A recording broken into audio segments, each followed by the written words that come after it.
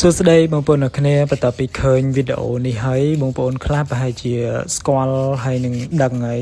ហើយបងប្អូនខ្លះទៀតប្រហែលជាមិនធ្លាប់ដឹងទេហើយនេះគឺជាសកម្មភាពដែលបងប្រុសម្នាក់គាត់មកធ្វើការខ្វាត្រីឡូញបងប្អូនអ្នកគ្នានៅខាងស្រុកខ្ញុំនៅខាងខេត្តបាត់ដំបងគឺគេសម័យនេះគេខ្វាត្រីឡូញគឺគេធ្វើបែបនេះចឹងណាគេមានថ្មិញច្រើនមិនដូចកាលពីសម័យមុន 4-10 ឆ្នាំមុនមានតែពួកកវ៉ាថ្មិញ2ទេសម្រាប់កាយត្រីឡូញប៉ុន្តែសម័យនេះគឺថ្មិញអស់តោះហើយបងប្អូនអ្នកគ្នាហើយសកម្មភាពពីដំបូងក្បាលវីដេអូមិញគឺខ្ញុំថតនៅពេលដែលគាត់ឡើងមកសលៀងថ្មិញរបស់គាត់ហ្នឹងហើយនេះបន្ទាប់ពីគាត់សលៀងហើយគាត់ចុះមកធ្វើការខ្វាបងប្អូនអ្នកគ្នាហើយវីដេអូនេះគឺខ្ញុំជួបគាត់ដោយចៃដន្យទេគាត់មកខ្វាត្រីឡូញហើយត្រីឡូញដែលគាត់ខ្វាបានគឺថា